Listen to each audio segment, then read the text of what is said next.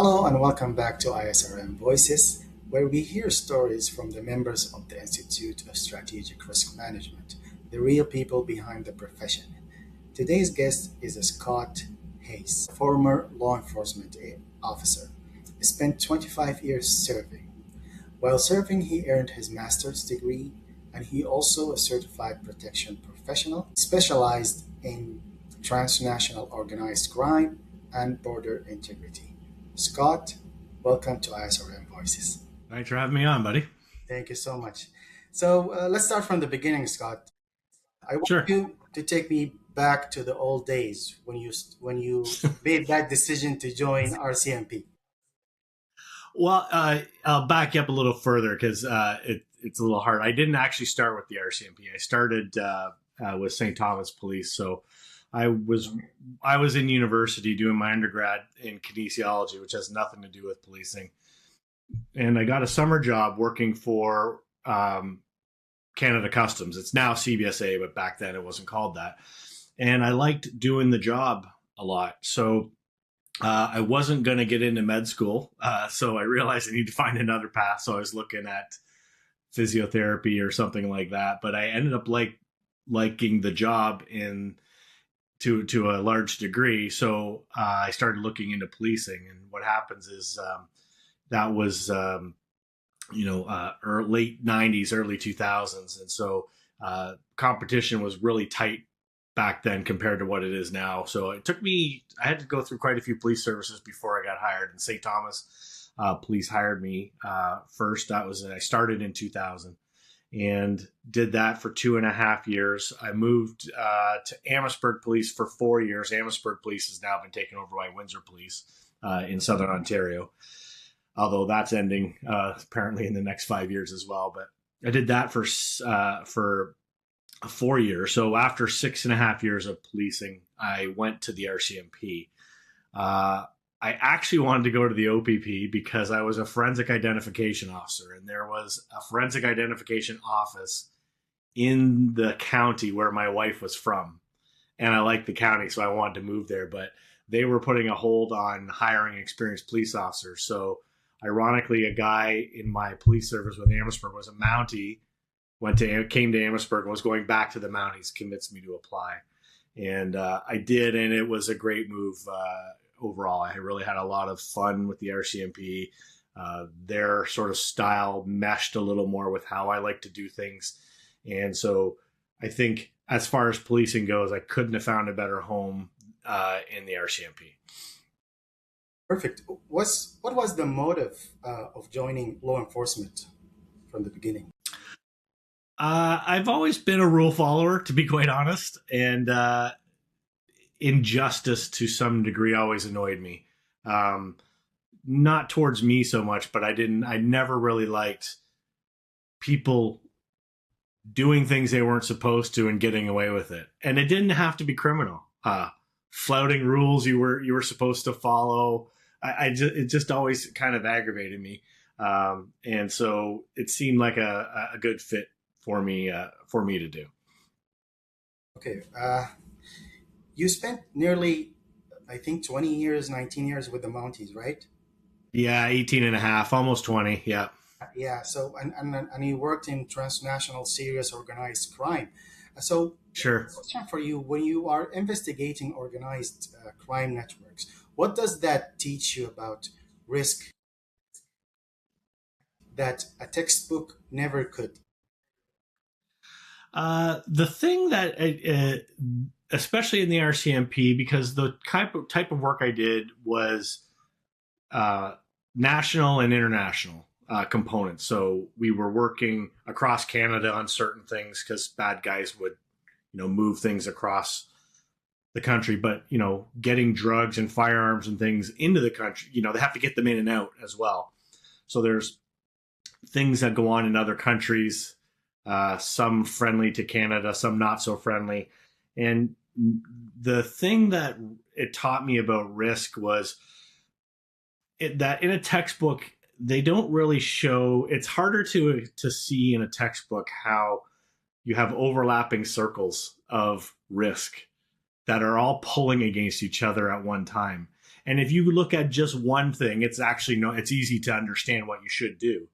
But when you throw other layers on that, it's a little harder to, you're having to balance a few different things. So you have what's good for the criminal investigation.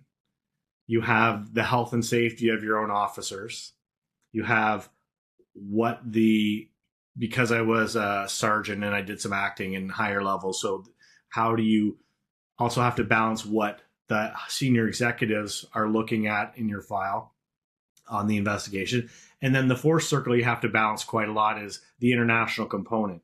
So, and that actually has other little circles in it, which is international relations, making sure you understand the law so that you can get things that are usable. And that's more tricky than you'd think.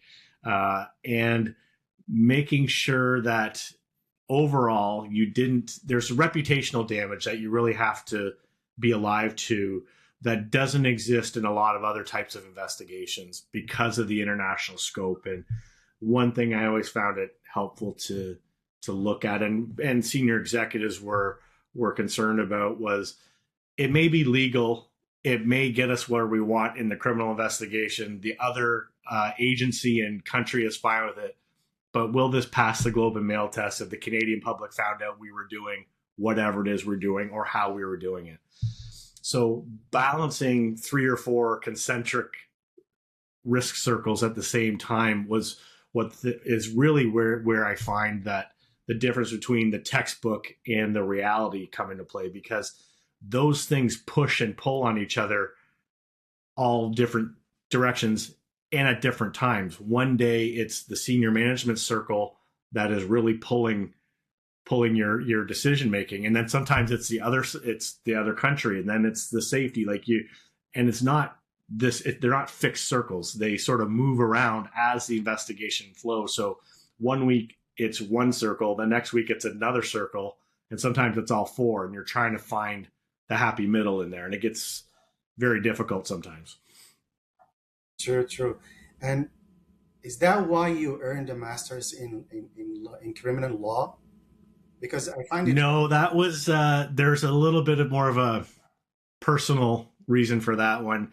I never, we're all young when we go to university, and I didn't have enough foresight to realize I should have studied a little harder. So my marks and what I did in there, I never felt was really representative of my actual abilities. And I basically wanted a way to redeem myself. So almost 20 years later, I was looking for a master's degree in something. I was just trying to find something that might help me post RCMP. Ironically, the master's in law doesn't, for the most part, and the RCMP didn't really care too much about it either. Like they were fine, but it really didn't move the needle much with them either. But I actually had a really great sense of accomplishment. It's probably one of the most things I'm most proud of, because I'm a non-lawyer. So getting into a master's in law as a non-lawyer, there's a separate sort of process you have to go through. You're vetted a little more closely, and whereas other lawyers can just sort of having the law degree kind of more by default. I'm not saying they let everyone in. I'm just saying I had to jump through a few extra hoops that lawyers don't have to. So I'm going to take another direction with you. You, about a year ago, I think, you wrote on LinkedIn, quote, "After 25 years of carrying a badge, this morning I wake up as a civilian again." So take us back to that morning. What was the feeling? I'm really curious to know. It wasn't as bad as I thought for me, because I'd been mentally preparing to leave for a little while, even though my actual departure was quite quick. I've been thinking about it for a couple of years. I was eligible to retire without a penalty on my pension a year earlier than I did. So I knew I could go at any time if I wanted to. And it was just waiting for the right time. And then, so mentally, I was kind of already warmed up to not being a police officer anymore. And I still ended up, I put in my paper. I was thinking about retiring, and then some events happened, which I don't really want to go into, but some events happened that really kind of spurred me on to doing it right away. So I put in my paperwork and retired like 5 weeks later or something like that, 6 weeks later. And then I woke up that day, and even though I was prepared for it, it's a little weird because, most people have been in law enforcement for a while. I'll tell you, it wasn't the badge. It was there's a shared sense of togetherness that you get in policing community where I may not even know someone, but we know we're both cops, and you're used to standing in the line and watching each other's back. And that sort of translates even when you're not out in the public. There's a shared sense of we're all in this together. We got to look out for each other. And, making sure other people don't get hurt. And then that's sort of yanked away from it. There is a bit of an identity in being a police officer compared to a lot of other professions. I'm not saying all professions, but there are a lot of other professions that have that same thing. But I think it's in the smaller minority. So it was a little weird waking up and you're just a guy now. Even though I never really flashed my badge, only a handful of times have I ever had to off duty intervene in a situation, like maybe 5 or 6 times over 25 years. So, but just knowing now I can't do that. I'm just another guy. And what's really funny, a little funny story about that first day is, I literally go to a Shoppers Drug Mart to pick something up. It's my first day as a civilian, and 2 guys are yelling at each other in a parking lot because they're stopped, and one guy wanted to go and didn't want to go, and they're yelling back and forth. So I stay inside the store just to watch them in case something happens. And sure enough, something does. He tries to get around him. He scrapes the whole side of his car. So I go out to tell him, hey, here's my number. If you need something, no problem. And then what happens is I walk up to the guy and I go, hey, I just want to let you know I was watching what happened. If you need, here's my phone number. If the police need something, tell them to give me a call. And he looked at me and goes, are you a cop? And I literally froze because my instinct was always yes, yes, yes. And I'm like, no, actually, I just retired. It was just weird that out of all my time off duty, nothing ever happens. And then something happens on my first day as a non-police officer. When you were a law enforcement agent or officer or a cop, beside that cop life, what do you used to do for fun? I kept my cop life actually pretty separate from my personal life. You find, not everywhere, but a lot of police officers hang out with other police officers, at least to some degree. Not all their friends, but you find there's a few friends they have that they hang out with other police officers. That wasn't me. None of my friends are police officers. Now I have one good friend who's a CBSA officer, but I met him from when I started working 30 years ago. So that was not by design. It just sort of turned out that way. But I actually, although I knew lots of police officers, I didn't really hang out with any. So my personal life was just like everyone else's. I hung out with regular people who weren't in law enforcement and did, I liked cycling when I could, did a little bit of scuba diving, camping, just regular, nothing extra special, just regular run of the mill stuff. Perfect. So there's a lot of law enforcement members, people in the military. They want to make this transition from the government to the private sector. So, from your experience, what advice you can give to these guys? Well, my advice is one thing I didn't realize till towards the very end of my career, and I still didn't have enough of it when I retired, which is the network. Building relationships with people gets you 10,000 times farther than your skills and abilities. I mean, on paper, I look not bad. And I'm pretty good at my job when I get to do it. But I mean, how do you get in front of that person to show them? Right. And that was really difficult. I mean, when I left policing, it was, and to a degree still is, one of the worst private sector markets in decades. So I picked an interesting time to leave.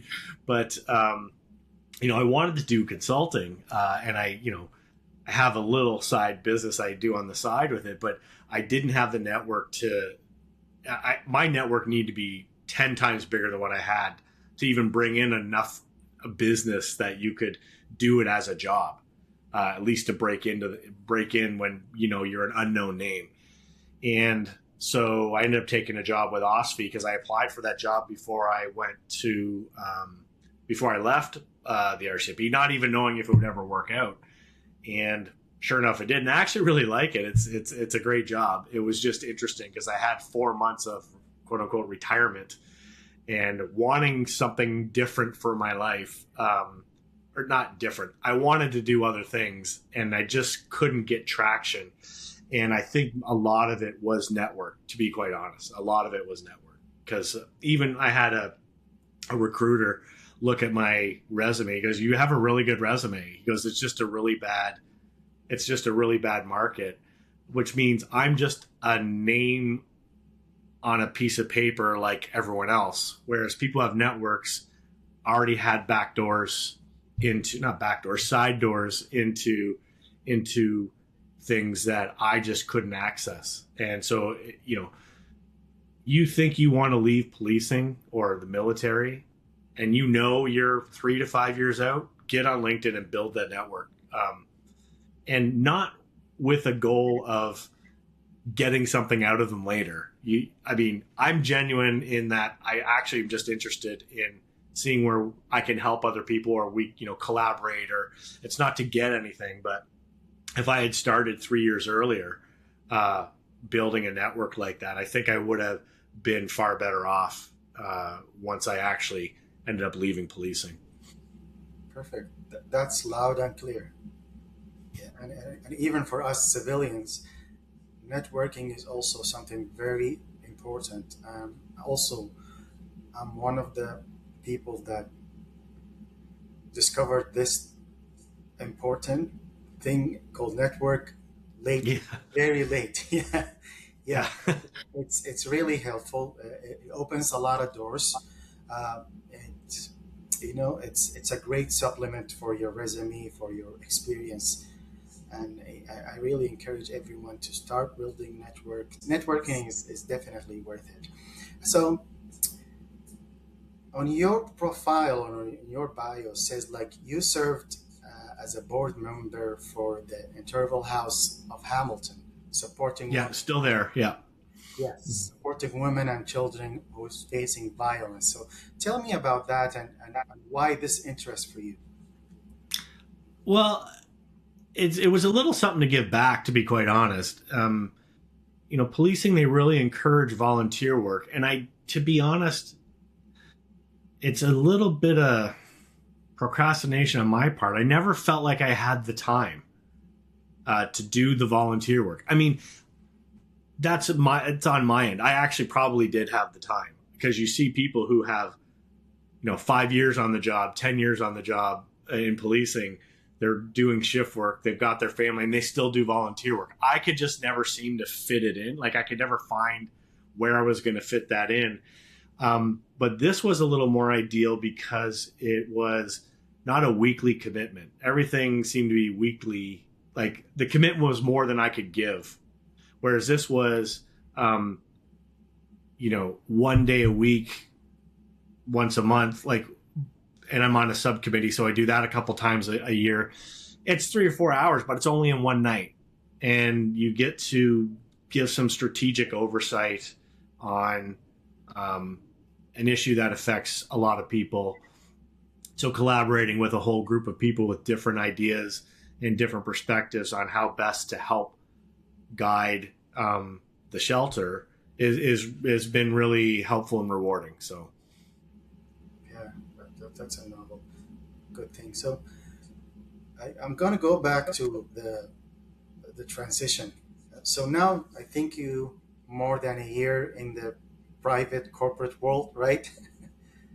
Semi-private. I'm still back with government, but yeah, it's just not policing. Yeah. How you are adapting, how you're coping. You know, you spent 25 years as this, a law enforcement, okay, officer. So the mentality, how you're able to adapt with this new environment, the new Sure. mentality, the new thinking. Right. It's not been too difficult. In a lot of ways, it's been easier for me because the expectations in the RCMP rather are kind of high, like how you operate, how you do things at a certain tempo, um, and under certain control conditions, like process conditions on how things get done. And I was really good at that and navigating it. And coming into not that now, I actually find a lot of it's easier in some sense because the processes are not as defined.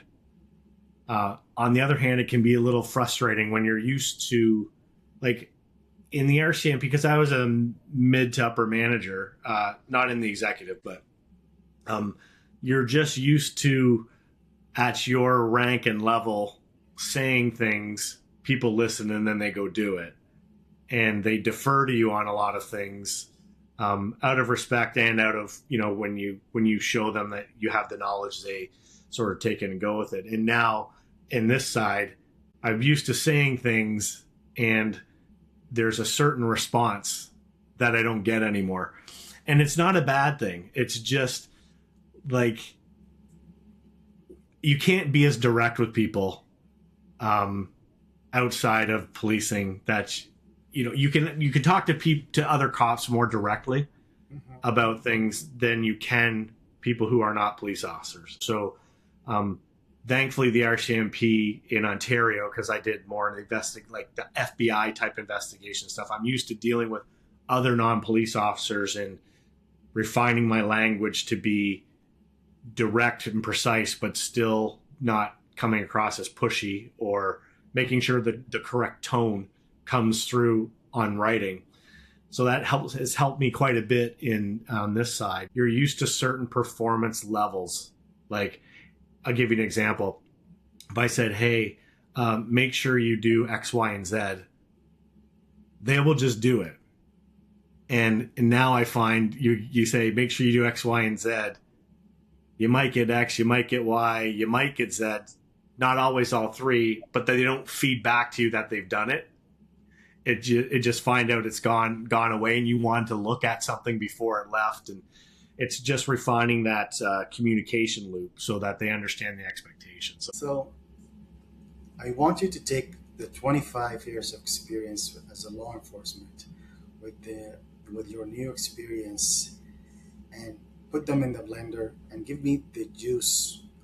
What one lesson that you think it was very important to you, and it shaped a lot of you know of the future for you?